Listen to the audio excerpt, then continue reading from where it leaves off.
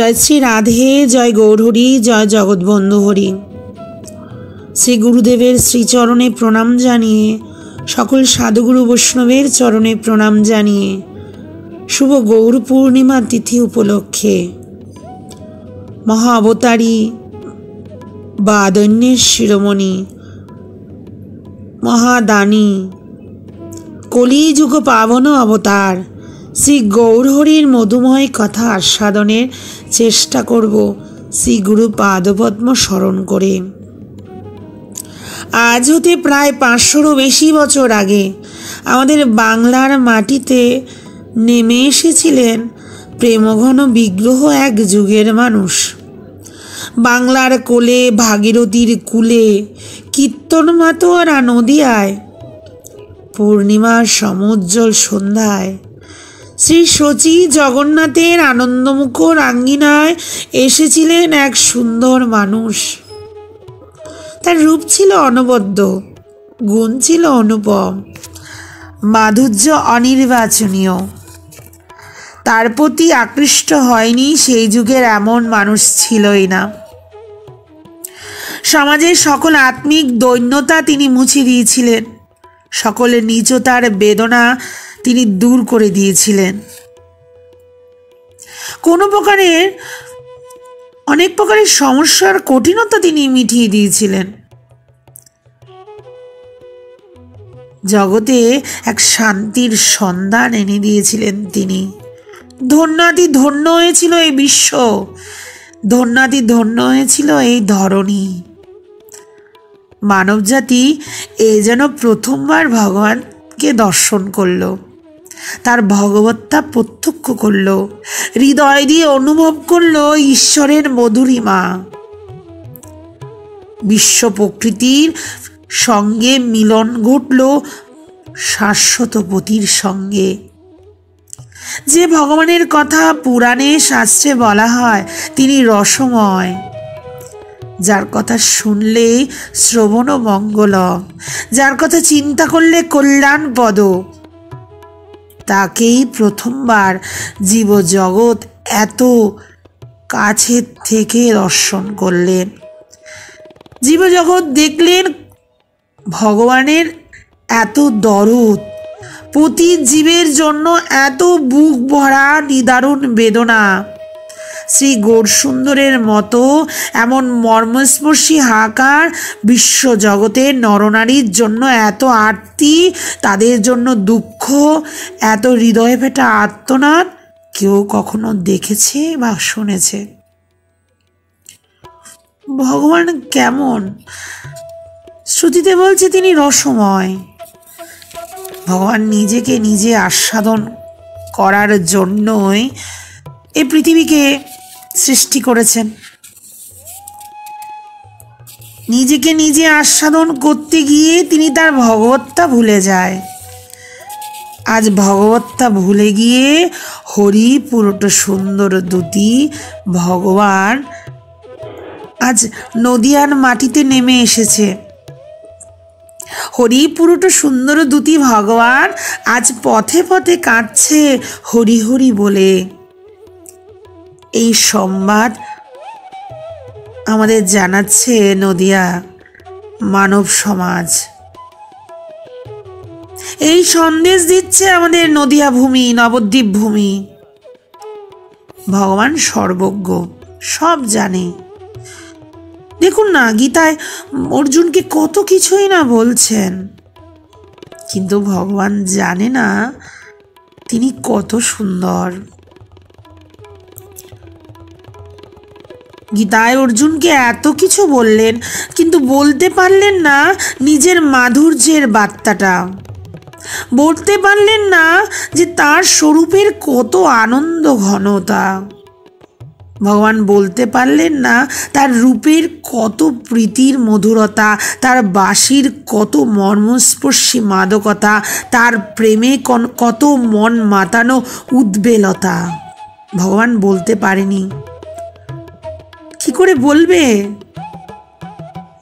এর জন্য তো অনুভূতির দরকার হয়। ভগবান কত সুন্দর, এ তো অনুভূতি নেই ভগবানের। যেমন পদ্মের মধ্যে মধু আছে, তা পদ্ম কি আমাদের সেই মধু দিতে পারবে? পদ্মের কাছে গিয়ে তুমি যদি বলো যে পদ্ম আমায় একটু মধু দাও, পদ্ম কি মধু দেবে আমাকে? সে মধু তো দেবে না। পদ্ম বলবে আমার কাছে মধু আছে ঠিক, কিন্তু আমি তো মধু তোমায় দিতে পারবো না, আমার মধু নিয়ে গেছে মধুকর ভ্রমর, মধু নিতে হলে ভ্রমরের কাছে যেতে হবে। ঠিক তেমনি ভগবান কত সুন্দর, তার বাঁশির মাদকতা কেমন, তার প্রীতির মধুরতা কেমন, হে কি করে ভগবান বলবে? ভগবানের অনুমিতি আছে, এ বিষয়ে অনুভূতি নেই। অনুভূতি তো হৃদয়ের ব্যাপার, হৃদয়ের সঙ্গে হৃদয়ের সংযোগ হলে বোঝা যায় যে ভগবান কত সুন্দর, এটা অনুভব করা যায় যদি আস্বাদন কেউ করে থাকে। ভগবান কত সুন্দর আস্বাদন করছে কে? ভক্ত। তাই ভগবান কত সুন্দর, ভগবানের প্রীতির মধ্যে কত মধুরিমা আছে তা একমাত্র ভক্ত বলতে পারবে। ভক্ত ভ্রমর জানে ভগবানের শ্রী পাদপদ্মের মধুরিমা কতখানি। ভক্ত ভ্রমর জানে ভগবানের বাঁশির মাদকতা কেমন। একমাত্র ভক্তই জানে ভগবানের কথার কত মধুরিমা। ভগবান জানে না, লোকের মুখে শুনেছে তাই অনুমিতি আছে, অনুভূতিটুকু নেই। এই অনুভূতি কার আছে? ভক্তের আছে। এখন ভক্ত অনেক রকম, সবাই বিভিন্নভাবে ভগবানকে আস্বাদন করছে। ভগবান শ্রীকৃষ্ণ হলো আরাধ্য রসস্বরূপ বিগ্রহ। বিভিন্নভাবে ভক্তরা বিভিন্ন স্থানে দাঁড়িয়ে ভগবানকে আস্বাদন করছে। ধ্রুব, প্রহ্লাদ, সুখদেব, নারদ, হনুমান, অর্জুন, উদ্ধব, সকলের আরাধনার ধন একটাই, সকলে আরাধনায় রত আছে, কিন্তু সকলের ভূমি আলাদা। যেমন উদ্ধবের চোখে ধ্রুবর চোখে ভগবান হলো পদ্ম পলাশলোচন হরি। সত্যযুগের ভক্ত ধ্রুবকে দিয়েই শুরু করি। ধ্রুবর চোখে ভগবান হলো পদ্ম পলাশলোচন হরি। ধ্রুব যেইভাবে ভগবানকে দেখছে, শ্রীমান উদ্ধব তিনি আরও রহস্যময়, তার কাছে ভগবান তিনি অন্যভাবে দেখছে। তার কাছে ভগবান সখা, প্রাণনাথ, তার সঙ্গে থাকে, তার সাথে সাথী। উদ্ধবের কাছে আরও মধুময় ভগবান। ঠিক তেমনি বিভিন্নভাবে ভক্তের কাছে ভগবানের আস্বাদন করাটা বিভিন্ন রকম। কেউ জ্ঞান মিশ্র ভূমিতে দাঁড়িয়ে ভগবানকে আস্বাদন করছে, কেউ জ্ঞান শূন্য ভূমিতে দাঁড়িয়ে ভগবানকে আস্বাদন করছে, কেউ দাস্য ভূমিতে দাঁড়িয়ে ভগবানকে আস্বাদন করছে, যেমন হনুমান। কেউ সখ্য ভূমিতে দাঁড়িয়ে ভগবানকে আস্বাদন করছেন, যেমন অর্জুন। কেউ বাৎসল্যের ভূমিতে দাঁড়িয়ে ভগবানকে আস্বাদন করছেন, যশোদা, মা দেবকী। ঠিক তদুপরি সবচেয়ে বেশি সর্ব ইন্দ্রিয় দিয়ে আস্বাদন করছেন ব্রজজনেরা। সেই ব্রজজনের মধ্যে শ্রেষ্ঠ হলেন ব্রজের সুন্দরীগণ। সেই ব্রজের সুন্দরীগণের মধ্যে সর্বোপরি শ্রেষ্ঠ হলেন শ্রীমতী রাধা ঠাকুরানী। রাধা ঠাকুরানীর ভূমিটা সর্বশ্রেষ্ঠ। শ্রী রাধিকা, যেখানে আরাধিকা তিনি রসস্বরূপ শ্রী ভগবানকে সর্বভাবে সর্বত্রভাবে তিনি আস্বাদন করছেন। তার প্রেমের আস্বাদনটা সুগভীর, শ্রীমতী রাধারানীর প্রেমের আস্বাদনটা সুনিবিড় পরম মনোহারী। যদি শ্রীকৃষ্ণকে আস্বাদন করতে হয়, শ্রীকৃষ্ণের মাধুরিমা আস্বাদন করতে হয়, তাহলে দাঁড়াতে হবে শ্রী রাধারানীর চরণ পাশে গিয়ে। রাধারানীর চরণ পাশে দাঁড়িয়ে রাধারানী যেমনি করে ভগবানকে মধুরিমা আস্বাদন করে, সে আস্বাদনের চমৎকারিতা অনুভব করতে হবে। ঠিক তেমনি আজ কৃষ্ণের লোভ হলো, সেই লোভে পড়ে গৌর হবেন। তাই গৌর হওয়ার জন্য রাধারানীর অঙ্গ কান্তি আস্বাদন করার জন্য, রাধারানীর প্রেম আস্বাদন করার জন্য তিনি রাধারানীর অঙ্গকান্তি অঙ্গীকার করেছেন। রাধা প্রেম আস্বাদনের জন্য রাধার অঙ্গকান্তি অঙ্গীকার করে তিনি আসলেন নবদ্বীপ, নদিয়া নবদ্বীপে। শ্রীকৃষ্ণ ছিলেন কেমন? যখন নিজেকে নিজে তিনি আস্বাদন করছেন, তিনি রসিক।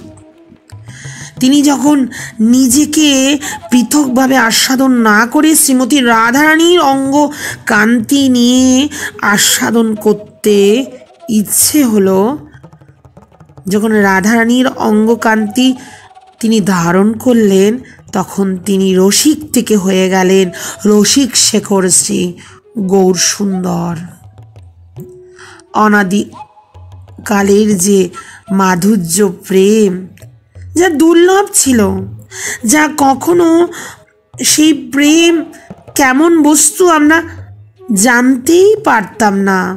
রাধা প্রেম কেমন, সেই প্রেম বিতরণ করার জন্য মহাবাদন্যের শিরোমণি শ্রী গৌর হরি এলেন আমাদের বাংলায়। আমাদের গর্বের কথা, গৌর আসছে কোথায়, এসেছে কোথায়? আমাদের বাংলায়, আমাদের আপন করে নেওয়ার জন্য। হোলির দিন পূর্ণিমা, ফাল্গুনী পূর্ণিমার সন্ধ্যা লগ্নে, সেদিন ছিল চন্দ্রগ্রহণ 1407। জাহ্নবীর তীরে নবদ্বীপবাসী সকলে চন্দ্রগ্রহণে স্নান করতে এসছে, সকলে হরি বল ধ্বনি করছে। চন্দ্রগ্রহণ কেন হলো সেদিন? শ্রীপাদ কবি কর্ণপুর লিখছেন, চন্দ্রগ্রহণ হওয়ার কোনো কারণ ছিল না, একটাই কারণ। বিধি দেখলেন যখন অকলঙ্ক চন্দ্র আমার গৌরহরি শচীরাঙ্গিনায় উদয় হয়েছে, তাহলে এই সকলঙ্ক চন্দ্রকে রেখে কি প্রয়োজন? তাই রাহু গ্রাস করে নেওয়াই ভালো। আজ রাহু গ্রাস করে নিচ্ছে সকলঙ্ক চন্দ্রকে, কারণ আমার অকলঙ্ক চন্দ্র শচীরাঙ্গিনায় অবতীর্ণ হয়েছে। তাই হরি এসেছে, তাই সকলে হরিধ্বনি করবে না? তাই লোকজনেরা সকলে হরিধ্বনি করছে। ব্রজের কৃষ্ণ বিলাসী ছিল, আমার নদের গৌর বিলাসীও বটে, আবার বিরাগীও বটে। এই কথা বলছেন আমার পরম গুরুদেব শ্রীমান মহানম্রত ব্রহ্মচারীজি তার লেখার মধ্যে লিখছেন, বলছেন ব্রজের কৃষ্ণ বিলাসী ছিল, নদিয়ার গৌর বিলাসীও বটে, আবার বিরাগীও বটে। অন্তরের রস ও নির্যাস নিয়ে তিনি সেই প্রেম রস বিতরণের জন্য আজ নদিয়ায় অবতীর্ণ হলেন। গৌর সুন্দর একাধারে রসভোক্তা, রসের দাতা। স্বয়ং ভাব উন্মাদ হয়ে ভাব উন্মাদনাটা সকলকে দান করছেন। এবার দান ব্যাপারটা একটু অন্যরকম। কেউ যদি নিজজনকে দান করে, দান হয় না। যেমন একজনের খুব ইচ্ছে হলো তার স্ত্রী পুত্রকে কিছু সোনার অলংকার দেবে, পুত্র কন্যা স্ত্রী সোনার অলংকার বানিয়ে দিয়ে দিল, তাহলে কি ওটা দান হয়? একজনের ইচ্ছে হলো বেশ কিছু 1 টাকার আধুলি নিয়ে ওই যে দুস্থ লোকেরা বসে আছে তাদের দেবেন, তাহলে কি দান হয়? তাহলেও দান হয় না। নিজজনদের দান দিলেও দান হয় না, ওই আধুলি 1 টাকার পয়সাগুলো নিয়ে গিয়ে ওই লোকজনদের, দুস্থ লোকদের দিলে দান হয় না। তাহলে দান কি? মহাপ্রভুকে আমরা কি বলছি? মহাবাদন্যের শিরোমণি, মহাদানী। তিনি কি দিলেন? যার দুর্লভ ধন, কেউ যদি ঘরের 1,00,000 টাকার গয়না নিয়ে যদি গরিবদের দান করে, দুস্থ লোকদের দান করে 1,00,000 টাকার গয়না, লোকে বলবে এই দেখো লোকটা পাগল হয়ে গেছে, 1,00,000 টাকার গয়না নিয়ে ওই গরিবদের দিচ্ছে। মানে ঠিক, যা আগের যুগে দেওয়া হয়নি, সত্য ত্রেতা দাপরে দেওয়া হয়নি। বলে কি দেওয়া হয়নি? গোপী প্রেম, ব্রজ প্রেম, যে প্রেম দেবতারা পায়নি, যে প্রেম পাওয়ার জন্য সকলে আকুল হয়ে আছে, সেই প্রেম দিতে এসছেন আমার গৌর হরি। ধরো লও, ধরো লও, এনেছি আমি আমার কৃষ্ণরই প্রেম এনেছি, আমি ব্রজ প্রেম এনেছি। যা আগে দেওয়া হয়নি তিনি অকাতরে দান করছেন। রাধা প্রেমের ভাব উন্মাদনায়, আজ উন্মাদনায় তিনি দান করছেন। ধরো লও, ওই দেখো না 2 হাত তুলে দাঁড়িয়ে আছে, 2 হাত পসারিয়ে দাঁড়িয়ে আছে, এসো এসো এসো, ব্রজ প্রেম নিয়ে যাও, রাধা প্রেম নিয়ে যাও, একবার হরি বলো, হরি বলে আমার ব্রজ প্রেম নিয়ে যাও। তাই তিনি হলেন মহাবাদন্যের শিরোমণি। বলছেন কি? নামপ্রেমে মালাগাতি পরাইল সংসারে, নামের সঙ্গে প্রেমটা দিলেন। কেমন? ধরুন এক ধরনের মোদক, এক ধরনের পিঠে হয়, মোদক বলে। সেই পিঠার মধ্যে উপরের আবরণটা থাকে ময়দার আবরণ, ভিতরে থাকে ওই গুড়ের একটা পুর থাকে। ঠিক তেমনি নামটা দিলেন, নামের সঙ্গে কি দিলেন? বলে নাম তো দিলেন, নামের সঙ্গে ওই ব্রজ প্রেমটা পুরে দিলেন, নামের সঙ্গে প্রেম তিনি দান করলেন। প্রভু বন্ধু সুন্দর বলছেন, জয় নবদ্বীপ ভারত প্রদীপ। ভারতে প্রদীপ ছিল, তেল ছিল, প্রদীপ জ্বালানোর কেউ ছিল না। আমার গৌর এসে ওই প্রদীপটা জ্বালিয়ে দিলেন, প্রদীপ জ্বালিয়ে সকলের হৃদয়ের ওই দৈন্যতা, আত্মিক দৈন্যতাটা দূর করে দিলেন। সর্বজাতি লোকদের তিনি চিত্ত আকর্ষণ করছেন। দেখুন না, তার প্রেমধনে আকৃষ্ট হয়ে ভুবনে বিজয়ী পণ্ডিত আকৃষ্ট হলেন। ভুবন বিজয়ী পণ্ডিত বাসুদেব সার্বভৌম তিনি আকৃষ্ট হয়ে পড়লেন। তার প্রেমধর্মে আকৃষ্ট হলেন কাশীর সন্ন্যাসী কুলগুরু প্রকাশানন্দ সরস্বতী। চরণে গিয়ে পড়লেন, মহাপ্রভু নাম দিলেন প্রবোধানন্দ সরস্বতী। তিনি লিখলেন রাধারস সুধানিধি, বৃন্দাবন মহিমামৃতের মতো বিখ্যাত গ্রন্থ। সব গৌরীর কৃপা। তার ব্রজের এই প্রেম ধর্মে আকৃষ্ট হলেন কে? দুর্বিনীত পাঠান সৈন্য বিজলি খান, দুর্বৃত্ত ব্রাহ্মণ কুমার জগাই মাধায় তার মাধুর্যে আকৃষ্ট হলেন উড়িষ্যার নরপতি প্রতাপরুদ্র। নিষ্কিঞ্চন খোল বেচা শ্রীধর ঠাকুর, নবদ্বীপের অত্যাচারী চাঁদ কাজী তার প্রেমে আকৃষ্ট হলেন। বিরাট ব্যক্তিত্বশালী বাদশাহ হোসেন শাহ তার মধুরিমায় আকৃষ্ট হলেন।